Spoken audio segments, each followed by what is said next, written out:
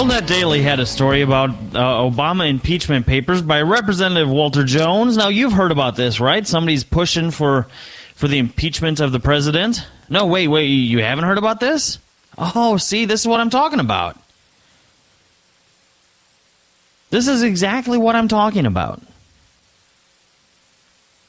Now, let me cover what I was hinting at in the last segment first, and then we're going to get to how this complacency is killing us. There are a lot of Ron Paul supporters out there, and Ron Paul is going for the delegates. It's very strategically smart. It is a genius move. After last election cycle, it was very, very obvious that Ron Paul had active supporters, not just supporters who are like, oh, yeah, you know, I'll vote for somebody, but active supporters that paint their cars and get tattoos and write songs and, you know, hey, we got to support Ron Paul. So this time around, his strategists had a very great move on their part where they urged people to become delegates.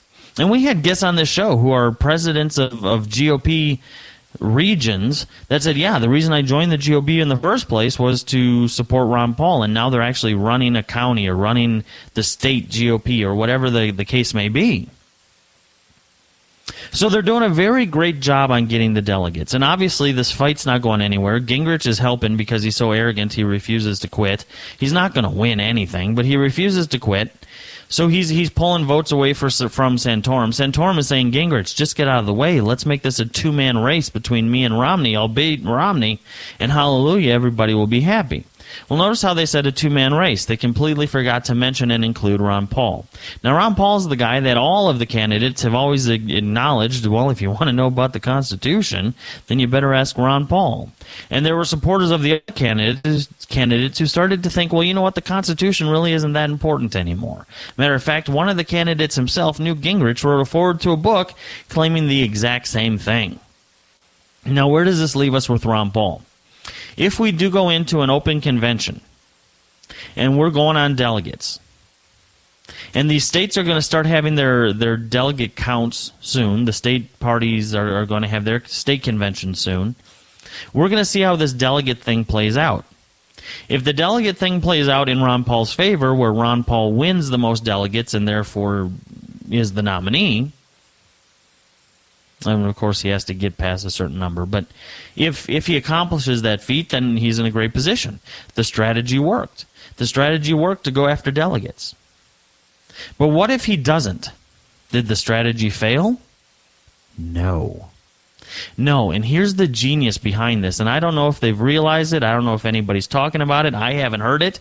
So as far as I'm concerned, this is the first time I'm going to hear it, as I say it to you, and the first time you're going to hear it. If Ron Paul fights this delegate fight and then loses, it's not over. Matter of fact, he's positioned himself in such a way that he could actually walk away with this. And I know what I'm about to say, what's about to come out of my mouth would be laughed upon by many of conservative pundits in the past. However, I'm going to lay out the case, and it's going to make sense. You ready? If Ron Paul loses, then he has set himself up for a third-party victory. What? What? A third party? Well, Josh, they would never let that happen. I mean, didn't Jesse Ventura himself say that a third party would never be able to win because the debate process has been taken away from the League of Women Voters and placed in the hands of the Presidential Election Committee? Yes. But he's circumventing that right now. See, this is the hidden treasure here. He's not running as a third-party candidate right now. He's going to go all the way to the convention running as a Republican. The problem with previous third-party candidates was they ran as third-party candidates already. He's not. He's running as a Republican. And he's going to continue running as a Republican until all the states are over. Till the convention itself happens. And at the convention, he's going to come out as either A, the GOP nominee, or B, the best positioned third-party candidate any of us have ever seen in our lifetime. Because what do we know about Ron Paul? He has support of the people within the GOP delegation running up to this campaign. So now his supporters, which are running the Republican Party, are not going to be promoting the Republican Party. Oh, it's genius. He is lining up a bunch of people inside the Republican Party who are not going to follow along with the Republican nominee, regardless of who the Republican nominee is. That is huge. That is something that every media outlet, when they talk about politics, should be talking about right now. Because just because he loses doesn't mean they're going to support the next guy. And that's the difference here. The difference is, in the past, the Republicans and the Democrats, too, just roll over and support whoever the nominee happens to be. Well, the thing about Ron Paul supporters, those delegates, those county board members of the GOP, those state members of the GOP, they're not going to switch loyalty. They're not going to say, oh, well, Ron Paul won. Now it's time to get behind Romney so Romney can beat Obama, like we've done over and over and over again in the past. No, no, no. They're going to stay loyal to their principles, and what that means, they're going to stay loyal to their candidate. So he's now going to pull away from the GOP a large swath of GOP voters, a large swath of the new GOP establishment. In addition to that, that now opens him up for the garnishment of all the Democrats who are fed up with Obama. Like Ron Paul himself pointed out in the past, he has beaten Obama. He was the first one to beat Obama, and by the largest number in the polls, to beat Obama in a national election. Because Obama's voters are fed up with him too, but they just won't swallow the pill and vote GOP. So they'll continue to support Obama unless there's an option for them not to go GOP and still get rid of Obama. Now that is amazing. That is something that we could see lived out right now this year. And you better bet that the GOP establishment is waking up to this fact. They have probably woken up to this probably about a week ago when they started really looking at the delegate count, and they started saying, wait, seriously? So all these places that are having caucuses and primaries and then their local GOP meetings where they vote in new officers, you're telling me that Ron Paul supporters are filling up these offices and these delegate spots? Yes. Well, it doesn't take a military strategical genius to lay out the map and say, wait a second, Vern, we have a problem here. This guy, Ron Paul, is collecting all of these delegates, and if he leaves, he's going to take them with him, which is going to leave an empty GOP. It doesn't matter if Romney pulls better than Barack Obama if the GOP isn't there to support him. You understand that, right? I mean, this is huge. This is political, just like Super Bowl events here. I mean, normally what happens is all the delegates roll over and just support whoever the establishment wants to support. Oh, we're going to run McCain. McCain's a great example. Everybody didn't like McCain. Nobody liked him. Everybody thought, wow, this is the anti-GOP candidate.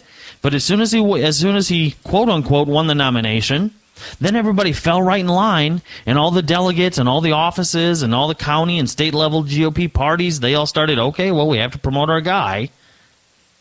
But it's changed. Now, if Ron Paul doesn't get this nomination, it creates a huge hollow void within the GOP establishment from the local level all the way up to the federal level. And you know for a fact that Axelrod over on Obama's camp knows this too and sees it as a threat. Because it is a threat. Initially, they're going to see it as an opportunity. They're going to hear this show and they're going to say, oh my gosh, Josh is a political genius. He's right. These people are going to stay loyal to Paul anyway. They're not going to vote for the GOP candidate. So initially, they're going to think, well, this is a hands-down victory for Barack Obama because now we have a GOP that's only half there, regardless of the numbers. But it's not true. What's true is if Ron leaves and runs third party, he takes the GOP with him. Are you tired of searching for great talk radio? Something more important. Search no more. We are the GCN Radio Network.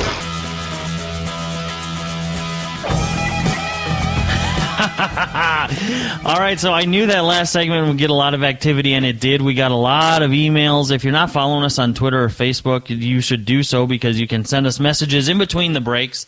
And if I have time, I like to respond to some, but I definitely read them. And we got a lot of feedback. Oh, my gosh, Josh. Oh, my gosh, you're absolutely right. What you just said was genius. I never thought about it. Nobody else in the media is talking about it. Nowhere, anywhere. Why aren't you running a campaign someplace? Because they can't afford me. But anyway, you're absolutely right in your assessment. It is political genius, but it's not me. I'm just pointing out what the Ron Paul campaign has available to them. So let me run it by you again, because some people came in the studio and they said, wait. I get it, but I don't get it. So let me explain it to you again. Right now, Ron Paul is doing very, very well with delegates. And for a long time now, people have been laughing it off. Oh, yeah, let him get some delegates, blah, blah, blah, blah, blah. And we're just going to let our establishment fools take over the nomination when it comes time to do so. Well, what they started noticing is that people who are becoming the delegates, who are becoming state chairmen, who are becoming county chairmen, who are becoming representatives within inside the establishment are now Ron Paul supporters. Ron Paul supporters are taking over those offices, taking over those positions, taking over those counties, those states, those delegation posts. Which leaves a very interesting situation. Because unlike in any of our pasts, those delegates, those office holders are not going to remain party loyal.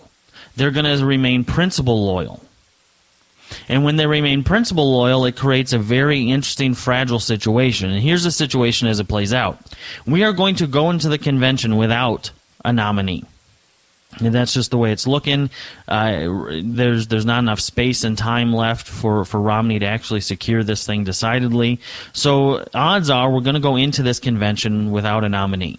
Now, when we get there, all these states are already going to have had their state parties, conferences. And we're going to know if Romney has got the tally to make it, or if Ron Paul has staged an upset with all these delegates that he's gaining, and he has staged a victory for himself. Odds are, again, that that's probably not going to happen. And as many people are predicting now, that we're going to go into the convention without a nominee. At that point, some very interesting things are going to play out. Either Ron Paul gets the victory, or the GOP loses the nomination. And let me explain why. Those people who are Ron Paul supporters who are going to remain with principle are not going to roll over and just support Santorum, Romney, or Gingrich. It's not going to happen. Which leaves a very interesting situation where if Ron Paul runs as a third-party candidate, he could be the first third-party candidate in modern history to actually stage a victory. The reason why it could be a victory, and this shouldn't be laughed upon the media, is because if he did this and ran as a third-party candidate, he's going to pull away from the GOP a lot of the very GOP establishment itself. Yes. Not only that, it's going to pull a lot of Democrat voters who are just sick and disgusted and making websites like Democrats Against Obama. I mean, even other radio show hosts like Stephanie Miller have come out and said, you know what, if you weren't a Republican, I'd vote for you. Well, if he's not running as a Republican, guess what? He's open to gain those votes. And as Ron Paul himself has pointed out, on national polls, he beats Obama anyway. So there's going to be a hollow GOP that's not going to have a leg to stand on in getting their candidate in office. So worst case scenario, Ron Paul supporters are not going to compromise on their principles and values. So the establishment that thinks it's going to present Romney as a victor is going to only be half there. It's going to be half-hearted. So Romney loses to Obama, and Obama continues on as president. Best case scenario, Ron Paul gets the nomination in the GOP and wins as the Republican nominee. Becomes the next president. Alternative best case scenario, Ron Paul leaves the GOP, takes all those people who were delegates and all those people who were office holders for the GOP with him. The GOP does not stand a chance at winning in November. Initially, the Barack Obama campaign is going to see that as a victory because now the GOP is cut down and it's practically impossible. Matter of fact, what we're seeing right now, and nobody wants to talk about because nobody's politically astute enough, which is why you have to tune into this show, nobody's politically astute enough to realize what Ron Paul is doing right now is securing a Mitt Romney defeat. The GOP has to wake up to this. There's either going to be a GOP defeat of Mitt Romney or Ron Paul is president. Really what it boils down to is we now have two choices. Oh, this is gold. Either Barack Obama is going to be president again or Ron Paul is going to be president. It will not be Mitt Romney. The reason why it will not be Mitt Romney without some illegal voter fraud happening is because the GOP has lost position. The GOP has been infiltrated by freedom-loving Ron Paul supporters who are not going to vote for Mitt Romney. Which means right now, as it stands, Romney has lost this nomination. He just doesn't realize it yet. The media is not reporting on it yet. But with the way that Ron Paul has taken over the operation of the GOP in so many counties and states, it's no longer viable for Mitt Romney to continue. This is very good news for people who love freedom, for people who love a secure America, for people who love Israel. It's good news for people who want liberty.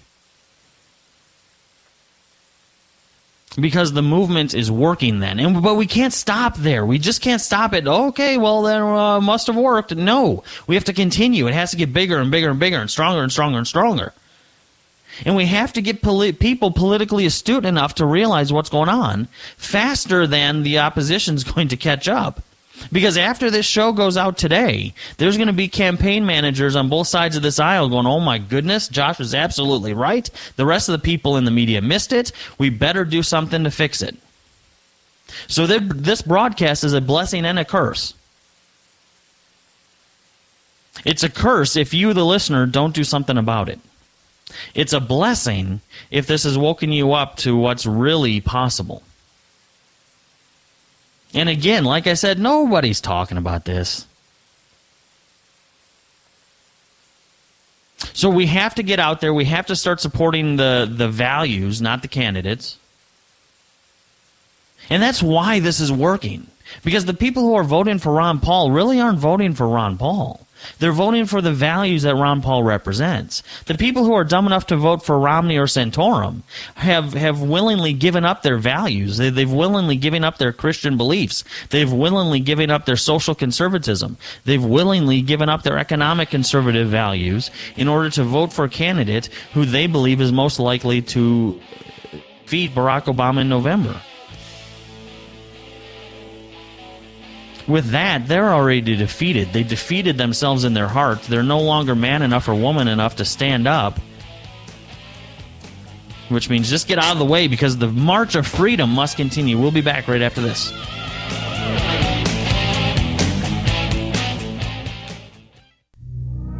Want to be the smartest person you know? Then keep listening. This is the Josh Tully Show on GCN Radio Network.